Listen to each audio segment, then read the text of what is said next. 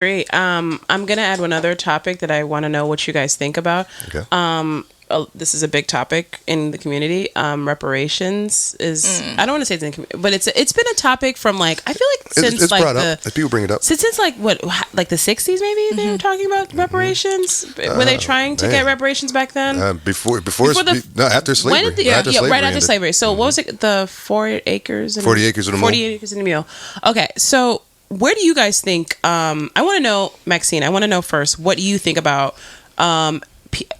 Now we have to break it down because I saw Fox like talk about reparations and the way they bring, you know, how they like slaughter the topic. They go and they make it seem like, well, it was a Nigerian that comes. This was one of the I forgot her name. She says, is a Nigerian that just got to the country. Are they going to get the reparations? Like, what is this? Like, it's just, yeah. Or another political pundit said, oh, well, it's, you know, things have just, it's just too long. We can't figure out how this, like, how this happened. It's just, we missed our window. It's over. Like, no one living today is has a actual a grandparent or great grandparent that's living that was a slave. So I really want to know your thoughts, Max. This is a tough one. Oh, okay. Because you're also the financial wizard here. So I would like to know how real is reparation? Like, how can I was trying to figure that out. First of all, how do you quantify it? And how do you realistically distribute that? Because I think it is going to be really hard to see who has ownership to what and how much of it. You know, so for example, I tried diligently to trace my own heritage. I started out just going through Ancestry and doing all like this kind of stuff and with the family tree, and I got down to a marriage certificate between my great-great-grandparents in 1885 in Hale County, Alabama. Obviously the descendants of slaves, but I couldn't tie, and I was ready to go down to Alabama and go to the libraries and try to find out which plantations did they come from. If I can't do it, how are we going to do it for the 12 million Black Americans that we have here? And like I said, okay, so I'm 50% African, so what do I get half of the, you know, like how do we then figure it out? Because most Black Americans are mixed. My father, who's Black, through DNA testing, because we both did the Ancestry DNA kits, found out he's 30% white. Most Black Americans are going to have this whole mix going on. So it not only just from genetically is it like practically impossible, it's very hard to trace your heritage because most slaves didn't have paperwork. There wasn't, you know, it's very difficult to be able to do that. And then how do you quantify? How do you retrospectively put a value on something and then distribute it? And I'll end with this. One of my best friends is South African. She's what they call, there's 4 races out there. There's Black, colored, Indian, and white. She's Indian. But they're going through this whole thing, I don't know if you guys know about it, where they're going to give land back to the Black population. And it's causing havoc out there. And if you think we're polarized now, wait till they start giving Black people money. Oh my God. It is getting so nasty and so ugly in South Africa.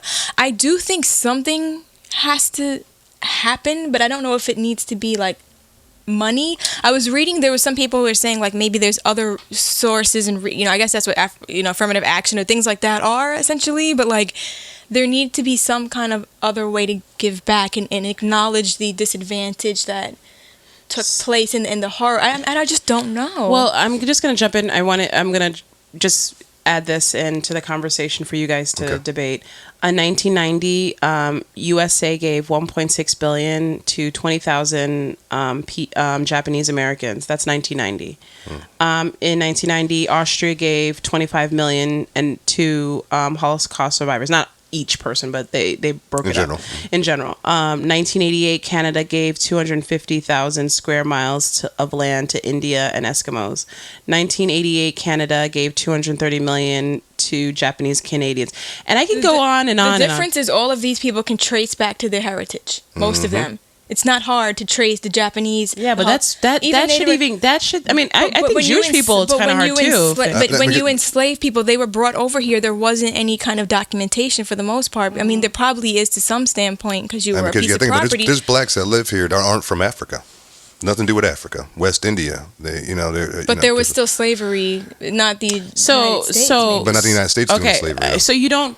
Okay, I think you can trace. I think there's some, like, especially Black Americans who come from the South. Like, that's a pretty big that's like, hello, we're, you can't. Well, my dad. I was saying, or your father. For example, I'm mixed. Me too. Half Black, half Puerto Rican. Okay. Genetically, it came out to be half African. Okay. 41% European and the rest Native American. So is it fair to give me the same as, then we're going to start arguing within the Black community. Well, she's mixed, so how come she's getting the same as me? Okay. That argument will happen. Okay, that's true. I just don't think it's realistic. So why is it that it's not realistic when it comes to, like, listen, I just told you my parents are both. Both my parents weren't born in America, so I'm already out of this. Like, I'm not even in this. They're not getting. The only thing I have connected to the civil rights is that my one of my great aunts was connected to John Brown, the abolitionist who freed slaves. Oh, wow. So because nice. John Brown actually spent time in Haiti, so that's really the reason why. So that's the only connection that I have to the slavery experience, because both my parents flew in. Their parents flew them in here, so there's no. That's it. So I don't have a bone to pick in this topic. However, I do feel like there is some reparations is really about repairing something that was broken, and it broke what slavery did, and Jim Crow laws broke the African American people. All right, there's Blacks in America who deserve to get something back. If it's not $1, it should be land. It should be something quantifiable for for what has done to their families, the lynchings. Like, we cannot say, if we're going to talk about Holocaust and be extremely upset when we go to the Holocaust Museum, the museums, thank you, or watch the Schindler's List. We just watch these movies about slavery, and we just go, oh, that's so sad, and then make white people feel mad. I don't want white people to feel white people that live in America now they have nothing to do with slavery. Exactly. They've done nothing right now that are living, walking, and breathing have not been. They've benefited. They've just benefited. But that's it. But that's just. It's almost like, hello, I've benefited from being an American, so it's fine. However, there are actual Black people who are like some people that live like in Harlem that came from. We can trace from them being from the South, moving out to New York for opportunity. That's what happened to my family. Yeah. So Alabama to New York. It doesn't matter if you get a quarter of it, if you get 30%, there needs to be some kind of coalition that is voted on it's bipartisan, and it should be done. Repair what you broke. But you broke the Black community, and then afterwards, 10 years from now, we can now say, okay, it's at least, I'm not saying it still won't be an even playing field, but at least we can say we've done right by the Black community. I think the Black community are going to go crazy. No, of course. I think the infighting is going to be infighting. And then you have a lot of white people who are like, can we just get over this slavery thing? Do you know how angry? You already have a huge population of white people who are tired of hearing about slavery. They are. You start talking about giving money back. I mean, it's just, but why does it the infighting in the community, like? Honestly, like, there's like colorism. We have so many. I tell people all the time. They talk about, I wish white people weren't, they weren't around. We'll be owning this. We'll be doing that. I'm like, if you got rid of, and I'm not saying doing this, but I said if you got rid of white people tomorrow, we will have wars within the Black community against light skin versus dark skin, and that is the only reason why we have that is because white people have made us not like our own self. Because I tell you this, in Africa there isn't that like in African countries, people are not fighting each other because you're Black and you're darker than I am. That's not a thing. Like, that's not a thing. South Africa, they are. They have a whole. Again, what you can't forget, the 90% of the country is Black, and 5%. Oh, 90. I said 90. 10% of it is white, and they control the majority. So obviously, they're going to and you guys should read Trevor Noah's book. It's amazing. He breaks down. Like South America apartheid. Yeah. Okay. Like the way apartheid is like, it's an amazing, when you really see how European men broke, like, you come to another country that's inhabited by its black people, and because it's such a beautiful land, you said to yourself, we're gonna conquer you guys, and we're gonna control you guys, and we're gonna have the best parts of the country, and you're going to work for us, and we're not gonna let you have relationships with us. You're not going to be able to get educated. We're gonna make you hate each other. America. Yeah, but like, think about it. But this is worse. Like, it's almost like if America came to, Ghana and did, you know what I mean? Like, this is horrible. That was horrible. So people deserve the reparations, period. It happened. If this was the other way around, if blacks were the ones in power, they would have to do it too. What's wrong is wrong. You have to repair what you broke. You broke something. Like, I do agree. There's other communities that, like, say the Jewish community, that got some form of reparation. If there was a form of reparation given to the black community, I wouldn't be out here protesting or nothing like that. But my thing is, money, I think, will be suspect. It would be difficult. And I just feel that I remember, like, for example, when Dave Chappelle had a skit, when he had a Dave Chappelle show, and it was when if blacks got reparations tomorrow. Yeah. Y'all the remember. Liquor stores would be. Yeah, and it's like balling, and it's just. So I don't know I don't think money's the answer necessarily, but I think I'm open to discussion. Are you open to land? Yeah, I'm open to discussion. I mean, land is kind of hard too. Yeah, land is. Because somebody owns a home and got land, and be like, sorry, you gotta go. I think something needs to happen, but isn't that what affirmative action was? Things like that. We're trying. Good point. Something something. Yeah, that was a form of it. Then people would say that was a form. That was a form of it. But Definitely again, it's like, why can't we fix what was broken to this, like, a community of people? Why can't this be a specific thing that's like, wow, we really made a mistake here, we need to figure out a way we can fix it? Okay, so maybe it's not reparations, fine, because Bernie Sanders, he says he doesn't believe in reparations, right? Yeah. So he says, what is it, a dollar amount? And when he said it, everyone was like, oh no, we don't like him, because see, what's happening is politicians are talking, Democrats are speaking, everybody's talking about reparations like they're going to do it, right? And the thing is, no one's really breaking it down as to how it can be really done. Like, because we're sitting here trying to figure it out ourselves. Right. Like, really, what is your plan for reparations? Right. Because it could be just like one of these political promises that they make for us, and we're like voting for, Kamala, because she says which I do like Kamala, but Kamala says she believes in reparations, and Marianne says she believes in reparations, and this one does. But what does that mean? Where does the money come from? How do you break down the money? I just think it's going to create chaos. I don't really see how it's... And within the black community, and also this outsider community too, because like I said, especially talking about land, like we just mentioned, like you can go to somebody's home and you got to tell your family to leave. There's Why? No free because you're white out there. Like, isn't that kind of like the... But that's what they're doing in South Africa. They're actually taking it from white people and giving it to black people. And they're killing a lot of those white people too. And it hasn't started yet, but no, that's what they're doing. And and they're going to be out there with their shotguns out here, touch my land. Come on, take my land if you want them. Yeah. I mean, honestly, again, and that's not fair either. Do you get what I'm saying? That's a new form. I think anybody who's bringing this up in 2019 are preying on ignorance. Because I really don't think this is a thing. This is not a thing. This is not a sustainable thing. I support it, like, from a spiritual, emotional standpoint, and I believe, and I understand why we as black people think this is important, but just knowing this is not possible, I feel like you bringing it up is almost like to me it's pandering. Oh shoot! I'm sorry, but I think if we do that, and to me, the Democratic Party is kind of known for pandering a little bit sometimes. That's an interesting. Wow, because we just sat here. We all just tried. Yeah, we did. Genetically, how do we figure that out? How do you quantify it? Like, how do you retroactively, and then what do you like? How do you like? I'm just. How many generations will it go? Would be just our current generation? You'd have to have a financial model to retroactively figure out the land, and then today, because like at the time that slavery happened, what part of the United States really still was United? Like we didn't even own the entire. Think about it, there was some more forest land back then. But I mean, some of the structure today, the whole United States, it didn't even exist. At the time, we kept buying more and more land. We kept building. We built it. What point do you start? Because if you start when slavery started, which is in the 1600s? Oh, yeah.